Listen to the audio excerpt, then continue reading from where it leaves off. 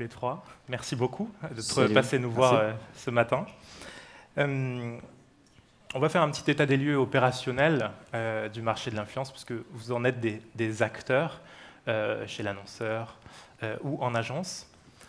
Une première question, un petit peu plus générale. Comment se porte l'influence aujourd'hui? À quel point son développement est arrêté? Quel regard vous avez peut-être chez l'annonceur d'abord, Thomas? C'est une vaste question. Comment elle se porte? Je ne sais pas trop en fait. Je trouve qu'aujourd'hui l'influence c'est un mot qui est très galvaudé entre ceux et celles qui vendent leur eau de bain et pour aller dans un extrême. Et l'influence en fait, on a l'impression que parfois c'est devenu une espèce de gros mot. Et je pense qu'il y a une obligation aujourd'hui de redispatcher un petit peu ce que veut dire l'influence. Parfois, nous, on fait de la réputation, parfois on fait de l'influence. En fait, tout ça me fait dire qu'en fait, on fait de l'influence, mais voilà, c'est devenu une espèce de gros mot parce que tout le monde s'en sert et un petit peu n'importe comment. Donc, je ne sais pas si l'influence va bien, je ne sais pas en agence comment vous vivez les choses, mais pour le coup, je dirais que l'influence, elle a besoin aujourd'hui de se définir et de trouver un sens. Je pense qu'en introduction, ça a été parfaitement dit. Thomas Kasky, qu'est-ce qu'on peut mettre derrière ce mot de l'influence aujourd'hui? Moi, je pense qu'il y a trois tendances pour répondre à la question. La première tendance, c'est qu'il y a à peu près 2 millions de créateurs de contenu dans le monde qui vivent de leur création de contenu. Et il y a à peu près 29%, je crois, des jeunes Américains qui veulent devenir youtubeurs. Et 11% astronautes. Donc ça veut dire que l'influence va plutôt bien, puisqu'elle va se développer de plus en plus. Il y aura de plus en plus de créateurs de contenu, il y aura de plus en plus de possibilités pour les marques, de plus en plus de verticales, de plus en plus de lignes éditoriales d'influenceurs différentes. Donc ça, c'est une bonne tendance. Il y a aussi de plus en plus de formats. Les plateformes lancent des formats tous les jours. La dernière en date, Amazon Audio, qui va nous permettre de faire notre propre show radio. Donc ça offre de plus en plus de possibilités aux marques, aux leaders aussi, de s'inscrire dans ces nouveaux formats. Et ensuite, tu le disais, l'influence, elle sert plus seulement des objectifs marketing, mais elle sert aussi des objectifs de réputation et d'image. Et donc, ça rend la relation marque-influenceur beaucoup plus qualitative. Alors, Julien, justement, on vient de l'évoquer, on l'évoquera tout au long de cette matinée. Est-ce que demain, nous serons tous influenceurs, et notamment les patrons? Est-ce que demain, on sera tous influenceurs? Je crois que vous avez des exemples de campagnes qui nous prouvent un petit peu ce mouvement-là. Alors, ouais, je pense que je vais aller encore un peu plus loin. J'aime bien la manière dont on commence à en parler parce que l'influence, ça veut tout et rien dire. Moi, j'aime bien le mot influence dans ce qu'il veut dire et j'aime pas le mot influenceur. Chez Buzzman, alors moi je suis chez Buzzman, donc c'est une agence créative. On a longtemps freiné des cas de fer pour faire de l'influence un peu avec des gens qui vendent de l'eau du bain, pour pas juste faire des trucs sans intérêt. Et on s'est toujours dit que les premiers influenceurs, et je pense que c'est là où tu veux en venir, mais les premiers influenceurs d'une marque, c'est ses clients. Et on l'oublie un peu. Et donc moi, mon métier, c'est que je suis responsable des réseaux sociaux chez Buzzman. Et en fait, le social media, ça a permis ça. Ça a permis à tout le monde de devenir influenceur, de par les formats, de par les réseaux, de par ce qu'on peut en dire. Et je pense que c'est important quand on est un annonceur, quand on pense à communication, peu importe les touchpoints sur lesquels on s'exprime, de se mettre dans une posture où on a envie de donner aux gens la parole, de faire en sorte qu'ils parlent de nous. Donc vous, au lieu d'aller chercher des influenceurs quelconques ou même très puissants, vous allez chercher directement les clients sur les réseaux sociaux. On essaye de toujours se dire, quand on pense à la création, comment ça peut parler aux gens et comment les gens peuvent avoir envie de parler de cette campagne sans que ce soit forcé. Les exemples que j'ai, c'est très rapidement, mais je pense que beaucoup de gens les connaissent. C'est sur Burger King, on a une posture de marque qui est telle que les gens sont le premier relais de Burger King. Et il ne faut pas oublier que nos clients, s'ils nous aiment, auront envie de parler de la marque bien avant des influenceurs. Donc là, dans cette campagne, vous avez choisi des tweets d'anonymes qui sont clients de Burger King. Exactement. En fait, on s'est rendu compte, donc ça c'était il y a un petit moment, c'était en 2015, quand la marque revient en France. On se dit comment on fait en sorte que les gens le sachent, comment on fait en sorte de faire parler des ouvertures.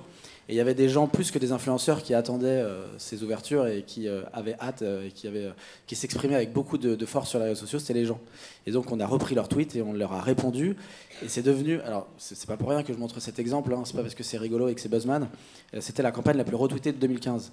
Donc ça veut dire quoi? Ça veut dire que quand on se met dans une posture où on parle aux clients et on fait en sorte qu'ils ont envie potentiellement, parce qu'on ne sait jamais, hein, c'est le Graal qu'on va chercher, de parler d'une marque sans même qu'on les force à le faire, ça devient les meilleurs influenceurs et ceux qu'on parle le plus. On va en parler, je pense, mais d'authenticité, de véracité. Ouais, pour compléter, nous c'est ce que l'on fait, mais côté donc entreprise et côté salarié, avec des programmes d'employés advocacy. Donc nous on a créé chez EDF le EDF Social Club. Et en fait, aujourd'hui, on part du principe que en fait, chacun d'entre nous dans cette salle ou sur les réseaux a une part d'influence, quel que soit le nombre de followers. Et en fait, l'influence, elle va même au repas du dimanche en famille, parce qu'en fait, on discute avec des gens et on peut partager les valeurs à la fois de notre boîte, de ce que l'on croit profondément. Donc, typiquement, les clients, je suis complètement d'accord. Et nous, on l'a intégré au niveau des salariés, en leur permettant en fait, d'avoir accès à un maximum de contenu.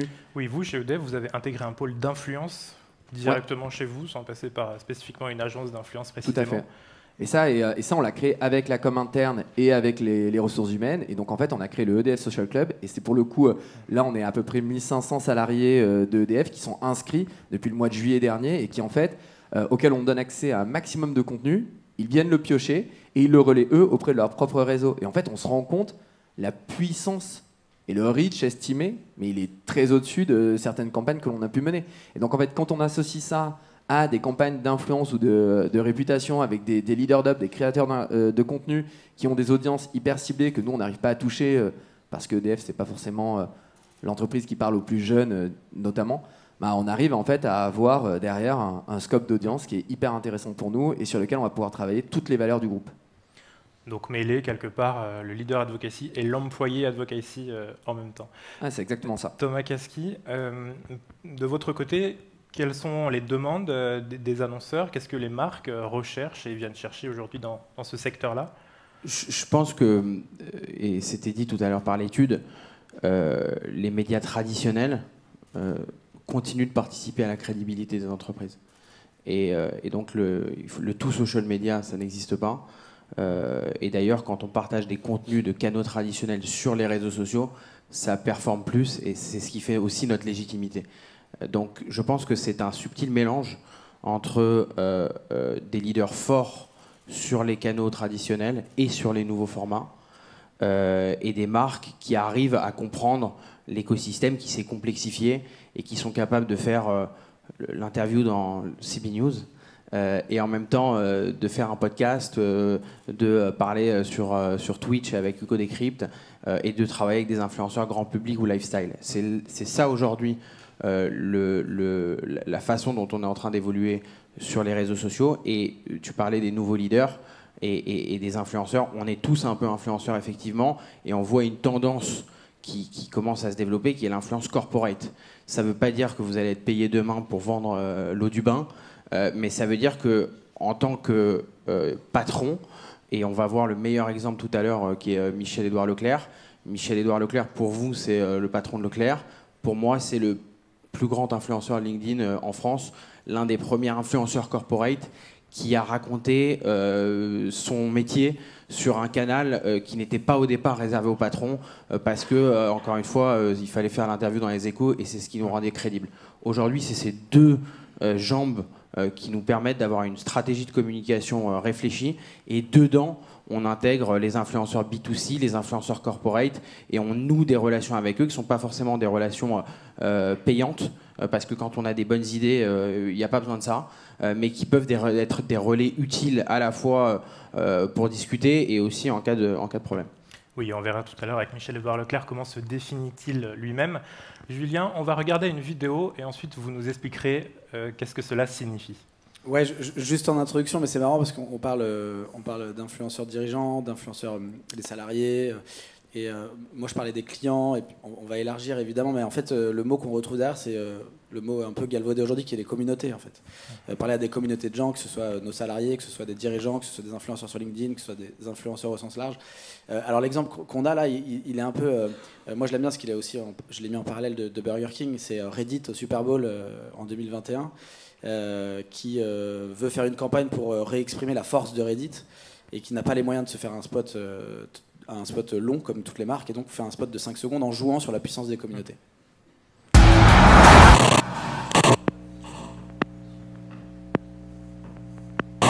in the heart.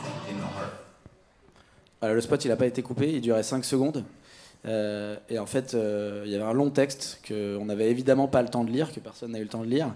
Ce qui s'est passé, c'est que des gens sont allés chercher cette publicité sur les réseaux sociaux, l'ont trouvée, ont fait un screenshot et l'ont publié. Ça a été ça, on peut revenir. Hop. Ça a été la publicité la plus discutée du Super Bowl malgré ces 5 secondes. Et le texte, en fait, disait simplement nous, on croit en le pouvoir des communautés. Vous nous l'avez déjà prouvé sur Reddit. Et donc, on compte sur vous pour nous aider à continuer à faire la publicité de Reddit pour réexprimer la puissance que vous avez. Et c'est un peu pareil. En termes de posture de marque, ils se sont dit, en fait, les gens qui parlent le mieux de nous, c'est nos clients, entre guillemets, c'est les gens sur Reddit. Et donc, on va leur parler à eux plutôt que de faire de l'influence, de faire du média. Oui, parce qu'en affichant un logo aussi rapidement, il faut le connaître. Exactement. Donc, c'est les clients qui le repèrent. Et c'est aussi un pied de nez à la télévision, quelque part, en disant la communication, elle est plutôt là-bas. Exactement. On va aller là où les gens en parlent de nous. Plutôt que de s'acheter un espace trop long, on va faire en sorte que les gens parlent et que les gens diffusent ce spot et que ça devienne des influenceurs. C'est pour ça que je disais, le mot influenceur, il est un peu galvaudé, parce qu'on pense à des mauvais exemples quand on dit influenceurs qui vivent à Dubaï et qui sont très déconnectés de la réalité. Là, en fait, ils sont allés voir les vrais gens qui ont besoin d'aller sur Reddit, qui ont envie d'aller sur Reddit et qui ont aidé Reddit à faire la communication de la marque. Alors, pour terminer et pour avancer un petit peu, l'influenceur aujourd'hui, si on peut utiliser ce mot, est-ce qu'il est hybride? Qu'est-ce qu'on peut y mettre derrière? Est-ce que c'est à la fois un dirigeant d'entreprise, un homme politique, un artiste, un salarié, une personne lambda? Quelque part, est-ce qu'il y a des thématiques qui vont attirer plus un profil qu'un autre? Comment est-ce qu'on travaille, peut-être Thomas chez EDF, comment est-ce qu'on travaille cette recherche-là? Ce que tu viens de dire est très juste. En fait, tout le monde est un peu influenceur. Les journalistes, aujourd'hui, dans les médias traditionnels, la première chose qu'ils font, lorsqu'ils ont écrit un article, ils le diffusent sur Twitter. Il y a pas, c'est pas 10 000 manières. C'est en fait la première diffusion d'un article, avant qu'il soit en print, il est sur Twitter. Et souvent, nous, on voit les signaux faibles arriver sur Twitter d'un article qui va sortir le lendemain, parce que le journaliste commence à en parler. Donc, et donc, d'une certaine manière, il influence ce qui va se passer le jour, le lendemain, etc. Donc, on est tous influenceurs, les marques le sont, les dirigeants le sont, les artistes le sont, bien entendu. L'important, c'est qu'en fait, il faut vraiment qu'on arrive à sortir de l'aspect gros mot en fait, de l'influence. Ce n'est pas vulgaire, l'influence. C'est simplement savoir mieux la faire, bien la faire. Je suis complètement d'accord, on va arrêter Dubaï, parce que Dubaï, c'est sympa, mais au bout d'un moment, je pense que c'est pas la réalité.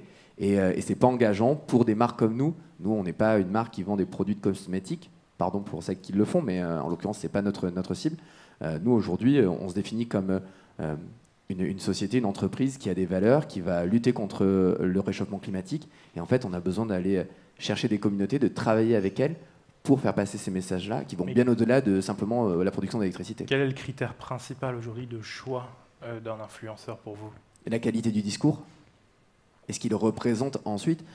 On peut prendre Puis d'ailleurs, on le voit dans les performances. C'est pas parce qu'on a 5 millions de followers qu'on performe plus. Enfin, pour le coup, après, chacun a sa définition du taux d'engagement, mais les taux d'engagement sont parfois bien meilleurs. C'est des influenceurs ou des créateurs de contenu qui ont 10 000, 20 000, 30 000 followers, parce que audience très ciblée, très affinitaire, qui va engager, plutôt que 4 millions de personnes qui suivent. Au final, on va faire un reach, ouais, très bien, mais est-ce qu'il va réellement servir le discours de la marque? Je suis pas sûr. C'est aussi, ce que tu dis, c'est le taux d'engagement, et c'est très important. C'est une ligne éditoriale précise. C'est ce qu'on disait tout à l'heure, il y a de plus en plus d'influenceurs, donc il y a de plus en plus de thématiques, donc il y a de plus en plus d'opportunités pour les marques. C'est aussi des influenceurs engagés. On a vu un influenceur, par exemple, qui s'appelle Arthur Bocheron, qui est un jeune influenceur en situation de handicap. Je pense qu'il a fait plus pour le handicap que n'importe quel spot de publicité. Donc, et pour revenir sur le thème de tout à l'heure, oui, on est tous influenceurs, et on voit d'ailleurs que notre puissance ici, à tous, au-delà de notre travail, c'est notre puissance sur les réseaux sociaux. Et Hugo Clément est un journaliste du service public, mais c'est avant tout un influenceur très puissant auprès des jeunes. Raphaël Glucksmann est un non-sujet en politique, pourtant c'est une star sur Instagram, et il fera peut-être 10% à la prochaine présidentielle, et il sera leader chez les jeunes, et on ne le voit pas arriver. Donc il y a plein de types d'influenceurs qui ne sont pas forcément payés par des marques, mais dont l'engagement se traduit autrement.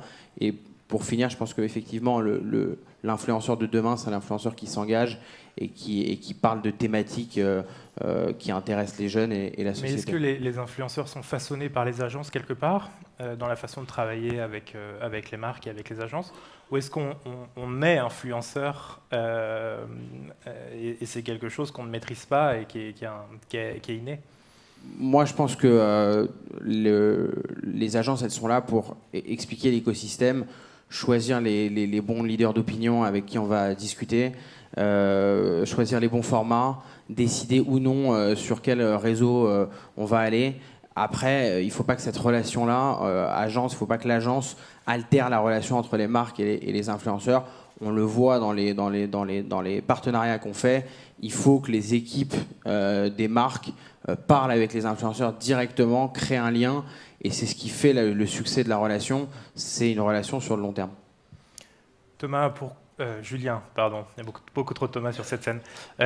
Avant de se quitter, peut-être on peut regarder une campagne qui est parlante aussi chez vous, Camaïeu. Ouais, tout à l'heure on parlait de taux d'engagement. Souvent les gros influenceurs n'ont pas des gros taux d'engagement, et quand tu vas chez des plus petits influenceurs qui sont plus proches des gens, en fait, tu as un meilleur taux d'engagement. Au-delà du taux d'engagement, chez Buzzman, on aime bien parler de traces laissées, en fait. Tu le vois tout de suite si ça a l'air vrai, si c'est forcé, si c'est payé, ou si c'est le vrai avis de la personne.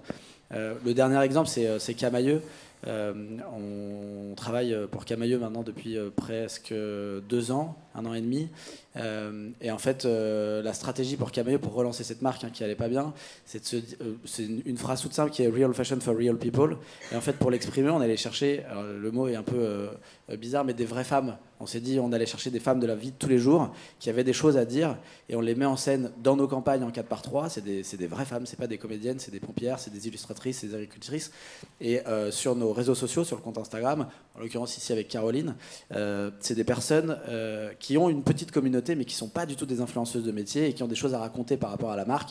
Donc ça, c'est une personne qui a été atteinte d'un cancer du sein et qui s'exprime sur son rapport à la mode, comment elle s'habille, comment elle le vit, etc. dans la vie de tous les jours. Donc vous avez été les chercher parce qu'elles portaient du Camaïeu quand même un petit peu, ou parce que c'était des clientes et qu'elles avaient quelque chose à raconter qui pour nous pouvait toucher la cible de Camaïeu. Donc elles avaient quand même à la fois ce sont des personnes lambda, on va dire, de tous les jours, et en même temps elles ont quand même une petite communauté. Elles ont quand même des petites communautés parce qu'elles ont, mais c'est vraiment tout petit. En l'occurrence, elle, je pense qu'elle a 4 ou 5 000 followers.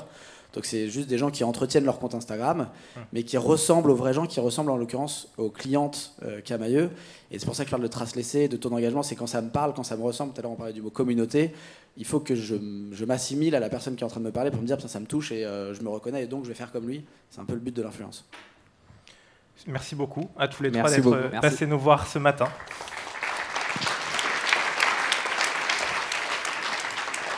C'est parti.